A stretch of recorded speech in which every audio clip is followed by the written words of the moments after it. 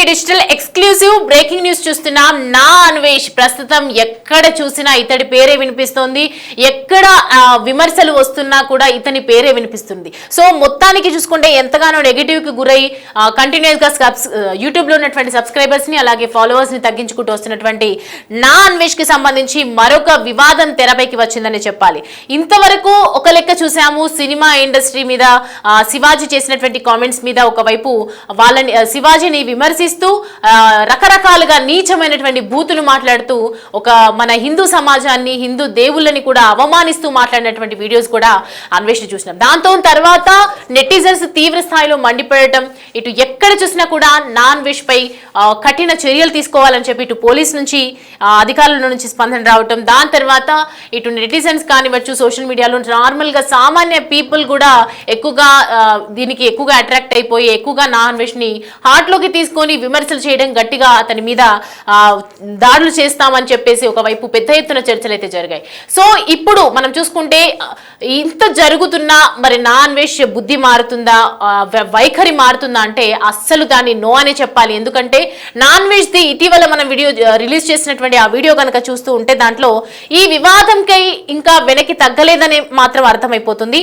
ఆంజనేయుడు తనకు అభయం ఇచ్చాడంటూ మరో వీడియో విడుదల చేశారు అన్వేష్. తనపై విమర్శలు చేసిన వారికి కౌంటర్ గా ఈ వీడియో రిలీజ్ అయినట్లు మనకు క్లియర్ గా అతని మాటల్లో అర్థమవుతుంది. అయితే కాషాయం అప్పుకొని దేశాన్ని దోచుకునే వారి అంతు చూస్తానని, బత్తాయిల్ని బత్తాయితోనే కొడతానని శపథం చేయడం జరిగింది. తనను కలలోకి ఆంజనేయ స్వామి వచ్చి ఇటు సుబ్రహ్మణ్యేశ్వర స్వామి విగ్రహం ఇచ్చాడంటూ వీడియో రిలీజ్ చేయడం, ఇదంతా కూడా ప్రస్తుతం సోషల్ మీడియాలో పెద్ద ఎత్తున చర్చ జరుగుతుందని చెప్పాలి. ఇంతవరకు సినిమా ఇండస్ట్రీ మీద శివాజీ చేసినటువంటి వ్యాఖ్యల మీద మాట్లాడినటువంటి అన్వేష్ తాజాగా రాజకీయాల మీద కూడా మాట్లాడటం అనేది ఒక వివాదానికి దారిలేపుతుందని చెప్పాలి. ఒకసారి మనం అన్వేష్ మాట్లాడినటువంటి వీడియో ఉంది, ఒకసారి బయట చూద్దాం.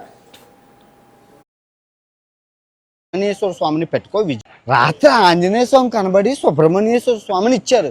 వినాయకుడు ఉన్నారు కదా నీ పక్కన, వాళ్ళ తమ్ముడిని సుబ్రహ్మణ్యేశ్వర స్వామిని పెట్టుకో విజయాలన్నీ కలుగుతాయి అన్నారు. నన్నంట ట్రావెలింగ్ కొన్నాళ్ళు పక్కన పెట్టి ప్రజా సమస్యల మీద పోరాడమన్నారు. ఒక 10 వాక్యాలు చెప్పారు. కాషాయం రంగు కప్పుకొని దేశాన్ని దోచుకుంటున్నారంట, వాళ్ళంతా చూడమన్నారు. తర్వాత ఏదో చెప్పారు, బత్తాయిలతో కొట్టాలి అన్నారు. నాకు అర్థం లేదు, మీకు కమెంట్ చేస్తే చెప్పండి. ఇంకొందరు స్వామిమాల వేసుకొని మోసం చేస్తున్నారంట, వాళ్ళు అంతు కూడా చూడమన్నారు.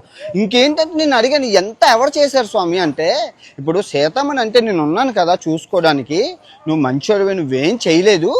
ఈ బెట్టింగ్ యాప్ల వాళ్ళందరినీ ఆపేశావు కదా, వాళ్ళందరికీ డబ్బులు లేవు, ఎప్పుడు దొరుకుతావా అని గోతికార నక్కల్లా కాచుకొని వాళ్ళు నిరికించారు అని చెప్పారు.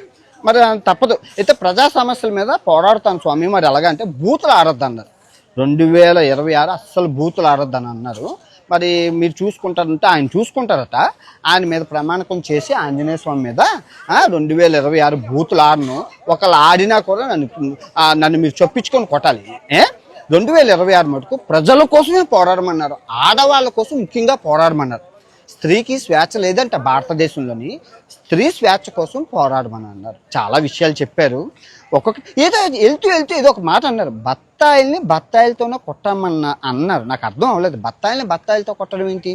కొంచెం చూడండి. కొందరంట దోపిడీ దొంగతనం చేసి జై శ్రీరామ్ అంటున్నారంట. ముందు జై శ్రీరాము, వెనక జై శ్రీరాము.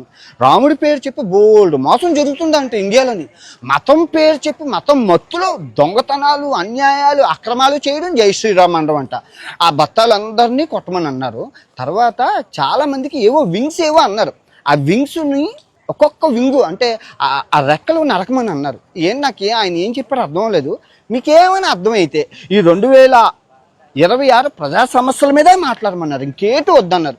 రోజుకి నేను అన్నాను, రోజుకి 16 గంటలు కష్టపడతాను స్వామి, రోజుకి 8 వీడియోలు పెడతాను, ఓకేనా అంటే ఓకే అన్నారు. 2 కోట్లు సంపాదించమని ఆయనే చెప్పారు. చెప్పి 50 లక్షలట ట్యాక్స్ కట్టమన్నారు. ఇండియాకి కట్టేద్దాం, కూర్చొని 1,50,00,000 వస్తుందంటే ఎందుకు? మళ్ళీ అడిగాను, ఎందుకు స్వామి ఇవన్నీ నేనే చేయాలంటే, ఇండియాలో ఉన్నవాళ్ళు మీడియాలకి డబ్బులకు అమ్ముడిపోతారు, రాజకీయం ఉంటుంది, నువ్వు ఎవరికి భయపడవు, నేనున్నాను కదా అని అన్నారు. మరి ఆ మాత్రం చాలు. ఆంజనేయ స్వామి అభయం ఇచ్చారంటే మామూలుగా ఉండదు. అసలు ఒక్కొక్కరిని బూతులు లేకుండా కొట్టిపారేమని అన్నారు. దుష్టుల్ని దుర్మార్గుల్ని చంపేమన్నారు. నా వీడియో వచ్చిందంటే వెన్నులో వణుకు పుట్టాలంట. అమ్మో, ఎంత నమ్మకం నా మీద స్వామి పెట్టుకున్నారంటే అస్సలు ఆ స్వామి వారి నమ్మకాన్ని మేము వమ్ము చెయ్యం. ఓకే,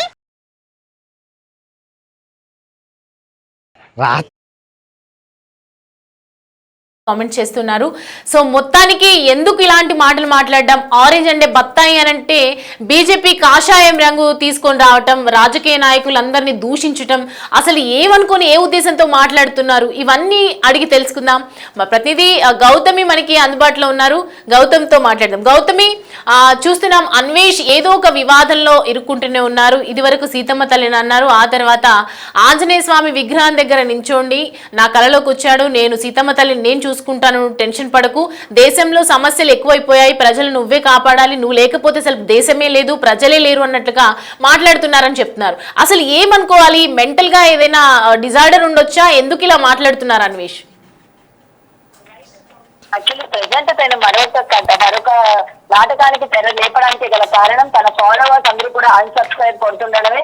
నేను బయటికి మాత్రం గంభీరంగా కనిపిస్తున్నా, లోపల మాత్రం తను చాలా భయపెడుతున్న పరిస్థితి కనిపిస్తుంది. ఎందుకంటే ఒక్కసారిగా ఇంతమంది సబ్స్క్రైబర్స్ ని, ఇంతమంది ఫాలోవర్స్ ని పెంచుకోవడం అన్నది మామూలు విషయం కాదు. ఎన్ని దేశాలు తిరుగుతూ ఎంతో మందిని ఎంటర్టైన్ చేస్తూ, లేకపోతే ఎన్నో సంవత్సరాల కృషి అని కూడా చెప్పాలి. మరి ఆయన మాట్లాడిన కాంట్రవర్సీ మాటలు ఏవైతే ఉన్నారో దాని కారణంగా మొత్తంగా మనం చూసుకుంటే ఇటు ఇన్స్టాగ్రామ్ లో ఇప్పుడు 1.4 మిలియన్స్ పడిపోయింది. అలాగే యూట్యూబ్ లో కూడా అదే విధంగా ఉంది. దాదాపు 1 లక్షలకు పైగా అన్ఫాలో కొడుతూ ఉన్నారు. మరి జనాలని మళ్ళీ నేను ఏ విధంగా నమ్మించాలి, ఏ విధంగా మళ్ళీ నా వైపు తిప్పుకోవాలి, ఏ విధంగా మాట్లాడితే నన్ను మళ్ళీ ఫాలో కొడతారు అన్న దానిపైన ఎప్పటికప్పుడు తను చర్చ చేస్తున్నట్టు మనకి ఇక్కడ కనిపిస్తుంది. దీనిలో భాగంగానే ఇవాళ ఆంజనేయ స్వామిని తీసుకురావడం, ముఖ్యంగా దేవదేవుల పేర్లు చెప్పుకొని ఆ ముసుగులోని సంపాదించుకుంటున్న వాళ్ళపైన ఇప్పుడు నేను ఉక్కుపాదం మోపబోతున్నాను. మొన్నటి వరకు బెట్టింగ్ యాప్స్ కి సంబంధించి ఏ విధంగా అయితే అందరినీ బయటకు తీసుకొచ్చానో, ఇప్పుడు ఈ డబ్బులు అంటే దేవుడి పేరు చెప్పుకొని కాషాయ వస్త్రాలు ధరించుకొని జై శ్రీరామ్ అని చెప్తూ ఎన్నెన్ని మోసాలు చేస్తున్నారో వాళ్ళందరి గురించి కూడా నేను ఇక్కడ నుంచి బయట పెట్టబోతున్నాను. అంటే మరొక నాటకానికి తెరతీశాడు. అంటే ఈ రోజు వరకు దేవుడిని తిడితే ఏ విధంగా ఉంటుంది పరిణామాలందరినీ క్లియర్ గా చూశారు. కాబట్టి అయితే ఇది కాదు, దేవుడి పేరు చెప్పుకొని మోసం చేసే వాళ్ళ గురించి కనుక బయటికి తీసుకున్నట్లయితే మళ్ళీ నా ఫాలోవర్స్ అందరూ తిరిగి నాకు వస్తారు, మళ్ళీ వాళ్ళందరూ నన్ను సబ్స్క్రైబ్ చేసుకుంటారు, మళ్ళీ నేను దేవుడికి నమ్ముతాను, నేను కూడా ఒక సనాతన ధర్మాన్ని పాటిస్తాను అని చెప్పి జనాలు పిచ్చి గొర్రెల్లాగా నమ్మేస్తారు అని చెప్పి ఏదైతే ప్లాన్ చేశారో. బట్ అయితే ఇది చూసిన తర్వాత ఆ వీడియో కింద కమెంట్స్ కనుక చూసుకున్నట్లయితే ఏ ఒక్కరు కూడా నమ్మే పరిస్థితి కనిపించట్లేదు. వెంటనే వాళ్ళు కూడా చెప్తున్నారు, మొన్నటి వరకు దేవుడిని తిట్టి ఈ రోజు దేవుడిని అడ్డం పెట్టుకొని నువ్వు మళ్ళీ కొత్త ఏమన్నది నువ్వు ఆడబోతున్నావా అండేటి అని చెప్పి ఇవాళ మరొకసారి మండిపడుతున్న పరిస్థితి కనిపిస్తుంది. కానీ ఇక్కడ ఆంజనేయ స్వామిని తీసుకురావడం, బత్తాయిలు అని చెప్పి మాట్లాడిన ఆ మాటలు ఏవైతే ఉన్నాయో నిజంగా అభ్యంతరకరంగానే ఉన్నాయి. మరి ఇక్కడ కూడా ఇంక ఎవరెవరు ఉన్నారు, పెద్ద పెద్ద వాళ్ళని ఇందులో ఇన్వాల్వ్ చేస్తాడు అని చెప్పి కూడా ఇక్కడ మనకి క్లియర్ గా హింట్ కూడా ఇవ్వడం జరిగింది.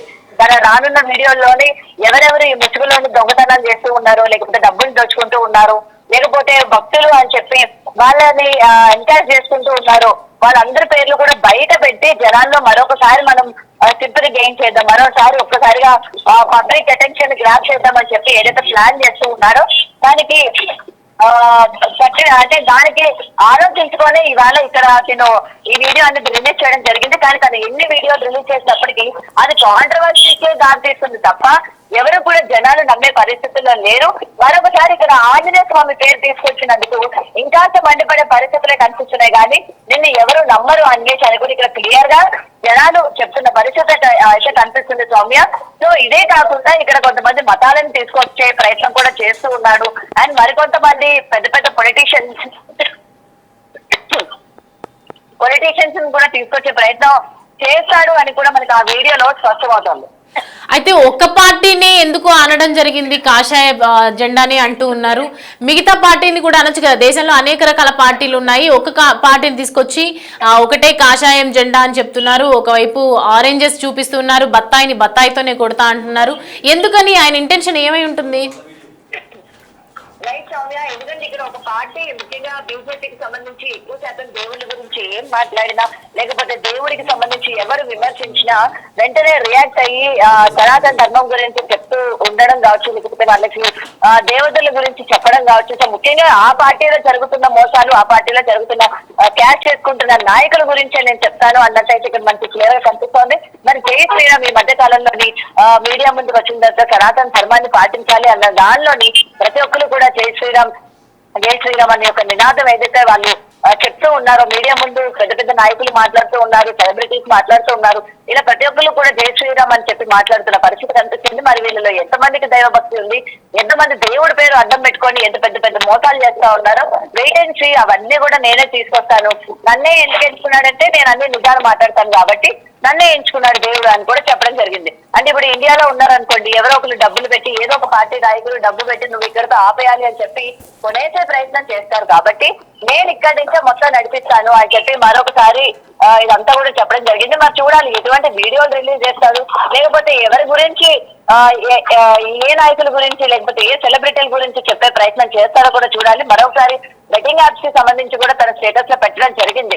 మీరు ఎవరెవరిని పెంచి పోషిస్తా ఉన్నారో వాళ్ళపైన ఎందుకు ఇంకా యాక్షన్స్ తీసుకోవట్లేదు, వాళ్ళు బాగానే షోలు చేస్తున్నారు, బిగ్ బాస్ లాంటి రియాలిటీ షోల్లోనే పార్టిసిపేట్ చేస్తున్నారు, అందులో హీరోయిన్స్ ఉన్నారు, బడాబాబులు ఉన్నారు, వీళ్ళందరూ బెట్టింగ్ ప్రమోట్ చేసిన వాళ్ళు ఉన్నారు.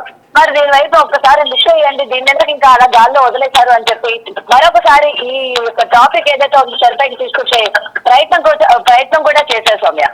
Right Gautami, thanks for the updates. Right, చూస్తున్నాం కదా, ఒకవైపు దేశ రాజకీయాల మీద మాట్లాడటము, మరోవైపు సినిమా ఇండస్ట్రీలో ఏం జరిగినా మాట్లాడటము, సోషల్ మీడియా ఇన్ఫ్లుయెన్సర్స్ మీద జరిగినా ఏం మాట్లాడడం, ప్రతి దాంట్లో నేనున్నా అని చెప్పి తల దూస్తున్నటువంటి నాన్ విషన్ ఇవాళ కూడా ఫాలోవర్స్ తగ్గిపోతున్నారు, సబ్స్క్రైబర్స్ తగ్గిపోతున్నారు. హిందూ సంఘం అనేది ఒకటి ఉంది, అది ఖచ్చితంగా దేవతలను ఏదైనా అంటే ఊరుకోదు అని చెప్పి ఎవరైతే అన్ఫాలోస్ కొడుతున్నారో, అన్సబ్స్క్రైబర్స్ అయిపోతున్నారో దానికి భయపడి ఒక కొత్త నాటకానికి తెరలేపాడు నాన్ విషన్ అనేది అర్థమవుతుంది. దేశంలో ఉన్నటువంటి రాజకీయ సమస్యలన్నింటినీ కూడా నేను తీరుస్తాను, దేశంలో ఉన్నటువంటి ప్రజా కోరికలన్నీ కూడా నేను చూసుకుంటాను, ఇక్కడ నువ్వు ట్రావెలింగ్స్ ఆపేయి అని చెప్పడం. అంటే ఈ దెబ్బతో మరి ట్రావెల్స్ అంటే నాకు ఇష్టం, నేను ఇటీవల ఒక రీల్ కూడా చూడడం జరిగింది, నేను పెళ్లి కూడా చేసుకోను, ట్రావెల్ చేయాలంటే కూడా నాకు ఇష్టం, చాలా ఇష్టం, ట్రావెలర్స్ని ఎవరు పెళ్లి చేసుకోవాలి. ఇప్పుడు దేవుడు వచ్చి కళలోకి వచ్చి డైరెక్ట్ గా చెప్పాడు కాబట్టి నేను ట్రావెల్స్ ఆపేయాలా, మరి ఏం చేయాలన్నది ఆలోచిస్తాను, ఎందుకంటే బత్తాయితోనే కొట్టాలి అని చెప్పి ఒకవైపు నాన్వేషణ చేసినటువంటి ఈ వ్యాఖ్యలు ప్రస్తుతం దుమారం రేపుతున్నాయి. దీని సందర్భంగా మరి ఏం చేయబోతున్నారు నాన్వేషణ అనేది చూడాలి. ఒక్కసారి మన దేశంలోకి వస్తే అసలు హిందూ సంఘాలు ఏ విధంగా రియాక్ట్ అవుతాయి, పోలీసులు ఎప్పుడెప్పుడు ఇండియాకు వస్తారా అని చెప్పి వెయిట్ చేస్తున్నటువంటి తరుణంలో ఏం జరగబోతుంది. అనేక రకాల కేసులు ఇప్పుడు కాదు ముందు నుంచి కూడా రకరకాలుగా అమ్మాయిలను దూషిస్తూ వాళ్ళ గురించి మాట్లాడారు, అమ్మాయిల బట్టల గురించి మాట్లాడారు, ఎన్నో రకాలుగా వాళ్ళ గురించి మాట్లాడినటువంటి నాన్ విషన్ ఈ రోజు శివాజీ మాట్లాడినటువంటి మాటల తర్వాత ఇలా ఒక సీతాదేవి గురించి మాట్లాడడం కానీ, ద్రౌపది గురించి మాట్లాడడం కానీ, ఇలా దేవతలను తీసుకొచ్చి కూడా మాట్లాడడం, ఎంతో సాహసోపేతమైనటువంటి వ్యాఖ్యలు చేయటం, ఇదంతా చూస్తూ ఉంటే నాన్ విషన్ కి నిజంగా మెంటల్ డిజార్డర్ ఏదైనా ఉందా, అసలు ఎందుకు మానసికంగా ఏదైనా ఇబ్బంది పడుతున్నారా అనే కోణంలో కూడా ఒకవైపు నెటిజన్స్ దీనికి సంబంధించి మండిపడుతున్నారు, దీనికి సంబంధించి వ్యాఖ్యలు చేస్తున్నారు. అనేక రకాలుగా మిక్స్డ్ ఒపీనియన్ షేర్ చేయడం జరిగింది. చాలా మంది ప్రజలు కూడా మిక్స్డ్ ఒపీనియన్ షేర్ చేశారు. మొన్న జరిగినటువంటి కామెంట్స్ కి అనసూయ చేస్తున్నటువంటి పోస్టులకు సంబంధించి అనేక రకాలుగా మిక్స్డ్ ఒపీనియన్ షేర్ చేయడం జరిగింది. కానీ నాన్ విషన్ అనేది కంప్లీట్ గా డిఫరెంట్ గా జరిగింది. హిందూ సంఘాలని అందరినీ కూడా ముఖ్యంగా హిందువులని బాధ పెట్టే విధంగా మాట్లాడినటువంటి మాటలు, దేవతలని దేవుళ్ళని ఎంతో ఆరాధ్యంగా పూజించే మన కొండ మీద, తిరుపతి కొండ మీద ఇప్పుడు చూస్తూ ఉన్నాము ఎంత ఇష్టంగా వెళ్తున్నటువంటి భక్తులు ఎంతో మంది ఉన్నారు. సో వాళ్ళందరికీ మనోభావాలు దెబ్బతిన్నాయి, అందువల్లని వాళ్ళ ఫాలోవర్స్ ని తగ్గించుకుంటూ ఉన్నారు. కాబట్టి ఈ ఒక్కసారిగా భయం పుట్టి ఏదో ఒకటి మాట్లాడాలి, ఆంజనేయుడే నా అండ ఉన్నారు మీరెంత అనే విధంగా ఆయన మాట్లాడినటువంటి మాటలు ప్రస్తుతం అయితే దుమారం రేపుతున్నాయని చెప్పాలి. మరి దీనికి సంబంధించి బీజేపీ పార్టీ ఏం స్పందిస్తుంది, ఎందుకంటే స్పెసిఫిక్ గా రాజకీయంగా ఎక్కువగా హిందూ సనాతన ధర్మం గురించి కావచ్చు, ఏం జరిగినా కూడా హిందువుల గురించి ఎక్కువగా కాపాడుకునేది బీజేపీ పార్టీ కాబట్టి ఖచ్చితంగా పాయింట్అవుట్ చేసి ఎక్కువగా వాళ్ళని టార్గెట్ చేసి మాట్లాడితే ఇప్పుడు ఇదంతా కూడా ఒక సొల్యూషన్ ఉంటుంది అని చెప్పేసి ఒక అతి తెలివితో మాట్లాడినటువంటి నాన్ విషన్ వ్యాఖ్యలకు ఏ విధంగా స్పందిస్తుంది, అసలు ఏ చర్యలు తీసుకుంటారు, నాన్ విషన్ గురించి ఏం మాట్లాడతారనేది కూడా వేచి చూడాల్సిన అంశం.